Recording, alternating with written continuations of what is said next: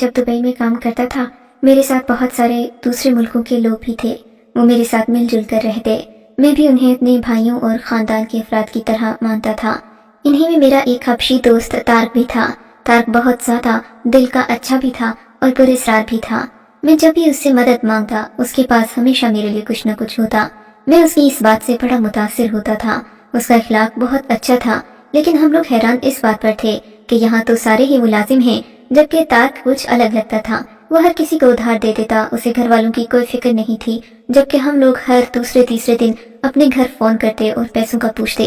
किसी की माँ बीमार थी तो कोई अपनी बहन की शादी के लिए पैसे जमा कर रहा था। इन्हीं चीजों ने हमें भी मजबूर कर रखा था। मैं दुबई में पिछले 3 सालों से की लहर फैली कि उसने करते करते हम सब की नौकरियों को खतरे में डाल दिया। मेरे आधे साथी बेरोजगार होकर पाकिस्तान जा चुके थे। ऐसे में मैं तो इतना मजबूर था कि बता नहीं सकता। एक दिन तारक और मैं बैठे शाम की चाय पी रहे थे। मैंने उससे कहा, मेरी भी नौकरी बहुत खतरे में है। लगता है कि अब पाकिस्तान जाकर मुझे फिर से कोई काम ढूंढना पड़ेगा। लेकिन तुम ही बताओ, तुम्हारे पास तो हर चीज का हल मौजूद होता है। तारक ने अपने कानों को हाथ लगाया और बोला, अस्तगफिरुल्लाह, ऐसी बात नहीं है। तुम मुझे बिल्कुल खुदा बना रहे हो। हाँ, लेकिन तुम्हारी इस मुश्किल का एक हल है मेरे पास। उसकी आंखों में एक अलग ही चमक आ गई थी। मैंने कहा, वाह दोस्त, तुम्हारे पास हर चीज का हल होता है, बताओ सही। मैंने खुश होते हुए कहा तो बोला, तुम मेरे आबाई मुल्क चलो, वहाँ पर हम लोगों का बहुत बड़ा फार्म हाउस है। वहाँ तुम काम करना, बल्कि काम भी नहीं उसे वहाँ तुम काम करना बल्कि काम भी नहीं उसकी निगरानी करना। तनख्वाह इससे दुगनी मिलेगी। तुम जैसा चाहोगे वैसा ही होगा। मैं हैरान होकर उसे देखने लगा। अगर तुम इतने ही अमीर हो तो फिर तुम यहाँ क्यों नौकरी कर रहे हो? हंसकर बोला, मुझे मालूम था कि तुम मुझसे यही सवाल करोगे, पर इस सवाल का जवाब मैं तुम्हें यहाँ नहीं दे सकता। ये तो मैं तुम्हें अपने आबाई शहर जाकर ही दूंगा कि मैं यहाँ पर काम करने के लिए क्यों आया हूँ। अच्छा तो बताओ, क्या तुम्हें मेरे साथ चलना मंजूर है? तुम मुझे कितने अरसे से जानते हो। देखो, मुझ में कोई बुरी आदत नहीं है।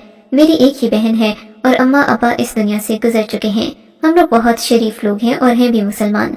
तुम्हें तो कोई मसला नहीं होना चाहिए। अगर कहते हो तो मैं किसी भी किस्म की कसम उठाने को तैयार हूँ। मैंने कहा, नहीं, मुझे तुम पर भरोसा है।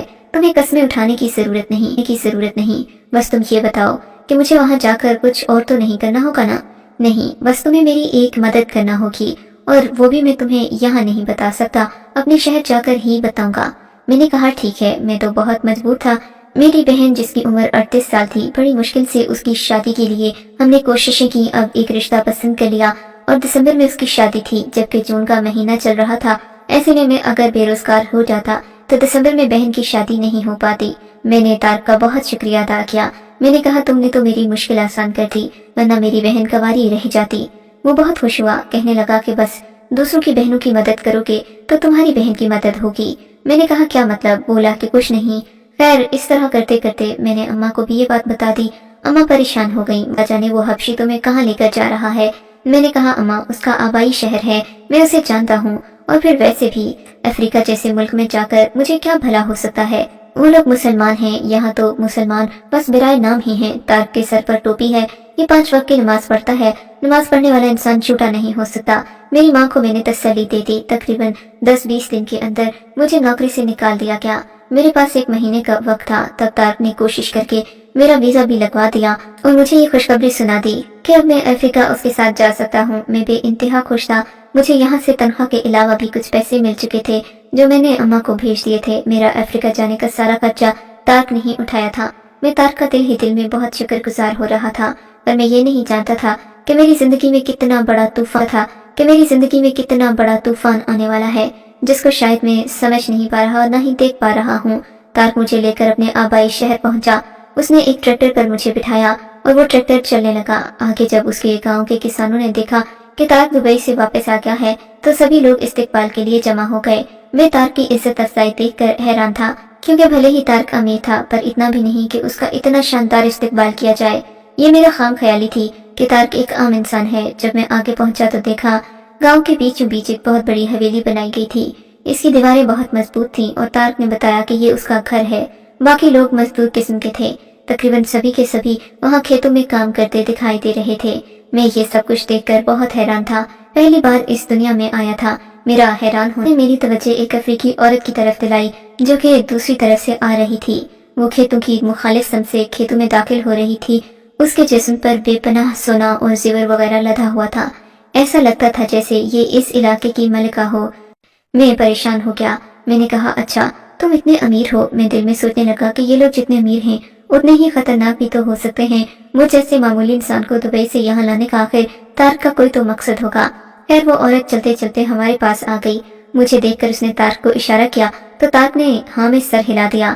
اس عورت نے مجھے بڑی دلجمی سے دیکھا اور پھر مسکرا کر وہاں سے چلی گئی۔ اس کے جانے کے بعد طارق مجھ سے کہنے لگا یاد ہے میں نے تمہیں دبئی میں ایک بات کہی تھی؟ ہاں مجھے اچھی طرح یاد ہے، تمہاری ایک ایک بات یاد ہے، وہ یہ کہ جب تم یہاں آ جاؤ گے تو تم میری ایک بات مانو گے۔ ہاں میں نے بالکل ایسا ہی کہا تھا۔ میں نے ہاں میں سر ہلایا۔ دیکھو میں تم سے بات چھپاؤں گا نہیں، نہ ہی گھما پھرا کر بات کروں گا، لیکن میری ایک مجبوری ہے۔ میں تمہیں آج اپنی ساری باتیں کھل کر بتانا چاہتا ہوں۔ ہاں ضرور بتاؤ، ضرور بتاؤ۔ میں نے دلجمی سے پوچھا تھا۔ یہ میری بہن ہے، اس کا نام نگار ہے اور میں اس کا بھائی ہوں طارق۔ ہمارا اس دنیا میں کوئی نہیں ہے۔ میرے ماں باپ دنیا سے تقریباً 10-15 سال پہلے گزر گئے تھے۔ میرے ماں باپ نے بہت مشقت کر کے یہ دولت بنائی ہے، پر ہمیں تو یہ بنا کوشش کے ہی مل گئی ہے۔ لیکن مسئلہ یہ ہے کہ دولت کے باوجود بھی کچھ لوگ انسان سے حسد کرتے ہیں، اور ایسا ہی ہمارے ساتھ بھی ہے۔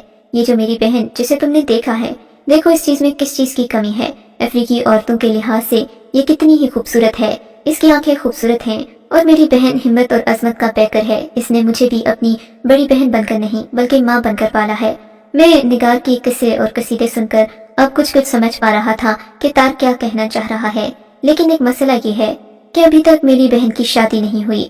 بہن کی شادی نہیں ہوئی، طارق نے مجھے دیکھتے ہوئے کہا۔ وہ غور سے میرے چہرے کے تاثرات کا جائزہ لے رہا تھا، سو میں نے کسی قسم کی ناگواری کا اظہار نہیں کیا۔ خوشگوار سے تاثرات کے ساتھ اس کی کہانی سنتا رہا۔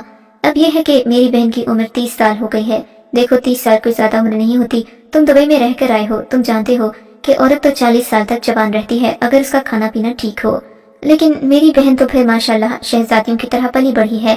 اگر تم کہتے ہو تو میں تمہاری اپنی بہن کے ساتھ شادی کروا دوں گا۔ اس شادی سے یہ ہوگا کہ یہ ساری دولت جو کہ ابھی میری بہن کے نام پر ہے یہ تمہاری ہو جائے گی۔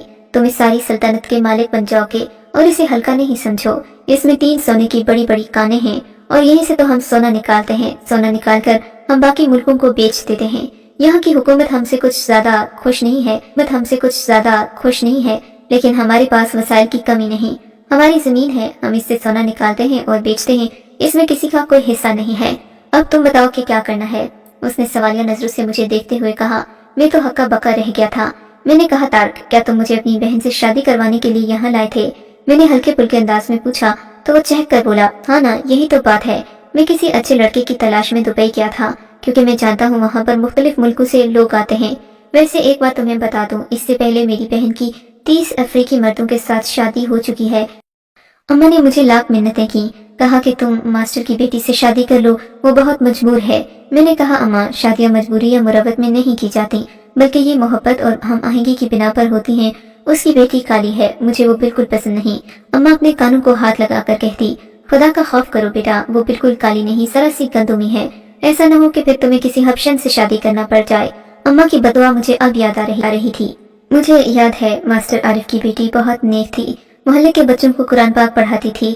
اس کی عمر بھی مجھ سے 5 سال کم تھی، لیکن میں تھا کہ مجھے وہ خوبصورت لگتی ہی نہ تھی۔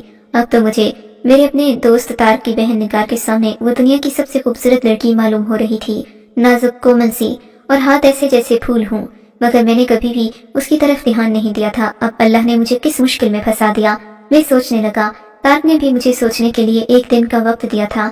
میں یہ نہیں جانتا تھا کہ اس کے بعد کیا ہوگا۔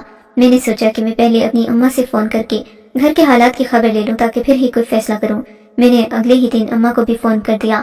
اماں نے مجھے وہاں کے بارے میں اور زیادہ خبریں سنانا شروع کر دیں۔ بولی کہ لڑکی والے جہیز زیادہ مانگ رہے ہیں، کہہ رہے ہیں کہ ہمیں فریج بھی بنا کر دو، جبکہ میں نے تو بڑی مشکل سے بیٹی کا فرنیچر پورا کیا تھا۔ فریج ٹی وی کے بعد کہیں وہ موٹر بائک کی بھی فرمائش نہ کر دیں۔ میں یہ بات سن کر پریشان ہو گیا۔ میں نے کہا یہ کیسی بات ہوئی؟ ایسا تو ان کو ہرگز نہیں کہنا چاہیے، جبکہ اب ہماری شرائط طے ہو چکی ہیں۔ یہ باتیں سن کر میں بہت پریشان ہو گیا۔ اب میں اتنے کم وقت میں اتنی زیادہ چیزیں پوری کرنے سے تو رہا تھا۔ ہاں اس کا ایک ہی طریقہ تھا، میں طارق کی بہن سے شادی کر لیتا، پر وہ کالی، یا خدایا یہ میں کس مصیبت میں پھنس گیا ہوں۔ میں نے دل میں سوچا کاش کے ماسٹر کی بیٹی سے شادی کر لی ہوتی تو وہ اپنے کسی رشتہ دار سے میری بہن کی شادی بنا جہیز کے کروا دیتا۔ بڑی مشکل تھی، اب طارق کی بہن سے شادی کرنے کے علاوہ اور کوئی چارہ بچا نہیں تھا۔ میں نے سوچ لیا کہ چلو میں آزمائش کے طور پر ہی صحیح اس افریقی عورت سے شادی کر لوں گا۔ पर ये तो पता चले कि 30 मर्दों के साथ उसकी शादी क्यों नहीं चली कहीं उसे कोई बीमारी ना हो। मैं ये सोचकर सोच में पड़ गया था। तभी तारिक आ गया। उसके चेहरे पर मुस्कुराहट थी। कहने लगा, लगता है तुमने मेरी बहन से शादी करने का फैसला कर ही लिया है।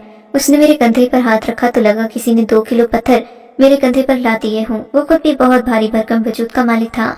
मैंने कहा, हाँ ऐसा ही है, तुम्हारी बहन वाकई में खूबसूरत है। मैं यही सोच रहा था कि यहाँ की खूबसूरती के मयार से तो वो सबसे हसीन है। उसने कहा कि हाँ ऐसा ही है, मेरी बहन भी तुम्हें देखकर बहुत खुश है। बस तुम जरा जिसामत के कमजोर हो, मजबूत हो जाओगे, थोड़ी वर्जिश किया करना।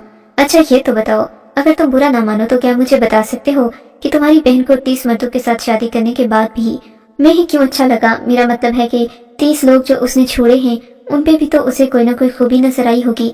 अगर उसने मुझे पसंद किया है तो क्यों किसी वजह से किया होगा।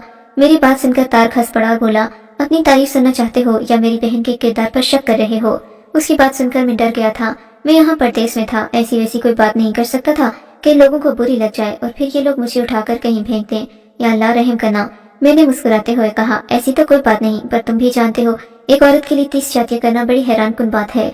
तो मुझे ये तो बताओ कि ऐसा क्या हुआ वो शादियां नहीं चल सकी? तारक सोच में पड़ गया और बोला, तुम डर मत जाना, बस ये हुआ था कि वो 30 के 30 मर्द शादी की रात ही मर गए थे। उनमें से एक भी जिंदा नहीं बचा और इसी वजह से मेरी बहन अभी तक बेवा यानी कुंवारी रह गई। मैंने डरते हुए कहा, कहीं तुम्हारी बहन ने उन सब मर्दों को खुद ही कत्ल तो नहीं किया? मुझे भी अगर मैं उसे पसंद ना आया मुझे भी जान से मार दे, फिर क्या करोगे? मैं बहुत डर गया था। सच पूछिए तो 30 मर्दों वाली बात सुनकर मेरे अपने रोंगटे खड़े हो गए थे। मैं तो ऐसी औरत से शादी करने का सोच भी नहीं सकता था, लेकिन अब क्या करता? एक मुसीबत मेरे सर पड़ गई थी तो उसको उतारना तो था, लेकिन मुझे अपनी जान के लाले भी पड़ गए थे कि खुदा जाने मेरी भी मौत ही न वाक़ हो जाए। खैर निकाह पढ़ा दिया गया। निकाह से पहले मैंने तारक से कहा, क्या मालूम कि मेरी भी जिंदगी तुम्हारी बहन के साथ शादी करने के बाद खत्म हो जाए, तो मेरे घर वालों को कुछ सामान भिजवा दो। बोला कि तुम फिक्र ही नहीं करो, मैं उनको 10 किलो खालिस सोना भिजवा दूंगा। ये बातें सुनकर मेरी तो जैसे आंखें फटी की फटी रह गईं। लेकिन ये कैसे होगा? बोला कि वो तुम फिक्र नहीं करो, हम पूरी दुनिया में सोने का कारोबार करते हैं, हमारे लिए कोई बड़ी बात नहीं है। और 10 किलो सोने का मतलब तो तुम जानते ही होगे। तुम्हारी जिंदगी बदल जाएगी, तुम वहाँ करोड़पति बन जाओगे। लेकिन बस हमें ये तजुर्बा खुद पर करने दो। तुम्हारी जिंदगी के बदले हम तुम्हारे घर वालों के लिए बहुत सी आसानियां पैदा करेंगे। उसने वाकई ऐसा ही किया। 10 किलो खालिस सोना मेरे घर वालों को भिजवाने के लिए रवाना कर दिया था।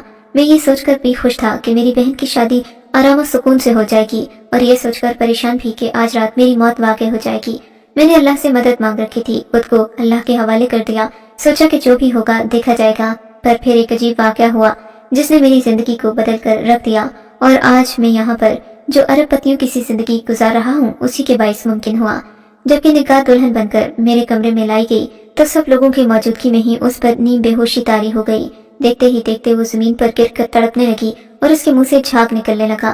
निगार की मौत वाकई हो रही थी। उसका भाई चिल्लाते हुए आगे बढ़ा, अपनी बहन को उठाने और जगाने की कोशिश की, पर वो इस दुनिया से जा चुकी थी। वो मेरा दोस्त तारक बैठा रोने लगा। बोला कि या अल्लाह, ये क्या हो गया? काश मेरी बहन अपनी शादी की खुशी देख लेती। ये देखकर मेरे दिल को खुशी भी हुई और गम भी। खुशी इस बात की कि मेरी निगाह जैसी औरत से जान छूटी, जो औरत कम और एक त्योहीकल ज्यादा लगती थी, जबकि परेशानी मुझे तारक की थी। और ये भी डर था कि कहीं वो इसका इल्जाम मेरे सर न मढ़ दे। मैं चुपचाप रोनी शक्ल बनाकर खड़ा था। थोड़ी ही देर में सब काले जमा हो गए। उन हबशों ने रोना पीटना शुरू कर दिया। मैं भी वहाँ खड़ा रहा। तदफीन के सब मरहलों से गुजरने के बाद तारक बहुत परेशान सा बैठा था। मैंने कहा, मेरे दोस्त मुझे माफ करना, मैंने तो अपनी भरपूर कोशिश की, लेकिन अल्लाह को यही मंजूर था। बोला कि तुम्हारी गलती नहीं है, इसमें सब बस मेरी बहन की नादानी की वजह से हुआ। मैंने कहा, कैसे? ये बात तुम कैसे कह सकते हो? बोला कि जब मेरे बाप की वफात हुई थी तो हमें यहाँ कबीलों में अपना कंट्रोल रखने के लिए बहुत कुछ करना पड़ा। मेरी बहन उन दिनों 16 साल की थी जब कबीले के आसपास के लोगों ने उस पर नजरें डालना शुरू कर दी थी। वो समझ गई थी कि उसकी इज्जत महफूज नहीं है। तभी उसने जैशा नाम की एक बूटी खाना शुरू कर दी। ये बूटी ऐसी होती है कि इंसान के जिस्म में जहर पैदा कर देती है, और अगर कोई भी उसके साथ ताल्लुक बनाए तो वो बहुत ही भयानक मौत मरता है। ये जहर उसके जिस्म में चला जाता है। इंसान तो रफ्ता रफ्ता इस बूटी का आदी हो जाता है, पर जो दूसरा शख्स अचानक उससे ताल्लुक कायम करे तो उसके साथ बहुत बुरा होता है, यानी कि वो कभी भी जिंदा नहीं रह सकता। जैशा बूटी बहुत ही जहरीली है और कड़वी है। मेरी बहन ने अपने बाप दादाओं की बातों पर अमल करते हुए उस बूटी का इस्तेमाल करना शुरू कर दिया, यहाँ तक कि उसके जिस्म में जहर बन गया और फिर जिस भी कबीले के सरदार ने मेरी बहन के साथ जुल्म ज्यादती करने की कोशिश की वो खुद मौत के मुंह में जा लगा। उसके बाद से मेरी बहन पाक पवित्र और मुकद्दस हस्ती के नाम से मशहूर हो गई। मेरी बहन के साथ जिसने भी बुरा किया वो खुद ही मर गया। रफ्ता रफ्ता मेरी बहन एक देवी के नाम से मशहूर हो गई कि कोई भी उसे छुए तो वो खुद मर जाता है। उसके बाद किसी ने मेरी बहन से शादी नहीं की, पर जिन लोगों ने मेरी बहन के साथ रसवाई वाला मामला किया उनके साथ बहुत बुरा हुआ। मेरी बहन खुश थी कि उसे कोई हाथ नहीं लगा सकता और अगर लगाएगा तो मौत के मुंह में चला जाएगा। लेकिन फिर मुझे लगा कि मुझे अब अपनी बहन की शादी करनी चाहिए, इसीलिए मैं दुबई अच्छा लड़का ढूंढने गया था। मुझे ये भी लगता था कि ये जहर सिर्फ यहीं के लोगों को नुकसान पहुंचाता है। अगर मैं किसी दूसरे मुल्क से कोई लड़का लेकर आऊंगा तो शायद वो मेरी बहन के साथ गुजारा कर ले। बस यही बात थी। अब तो मेरी बहन ने वो बूटी इस्तेमाल करना भी छोड़ दी थी, लेकिन शायद उसका जिस्म ये बर्दाश्त नहीं कर पाया और जहर का तवाज़ुन खराब होने से वो इस दुनिया से ही गुजर गई। ये कहकर तार्क रोने लगा, जबकि मैं हक्का बक्का इस वाक़े की हकीकत के बारे में सोचने लगा। अल्लाह की दुनिया बहुत बड़ी है और दुनिया के किस्से भी अजीब हैं। वहाँ से वापसी पर भी मेरे साथ कई वाक़यात पेश आए और अब जो मैं एक करोड़पति की जिंदगी गुजार रहा हूँ इसमें भी बहुत सारी कहानियाँ शामिल हैं।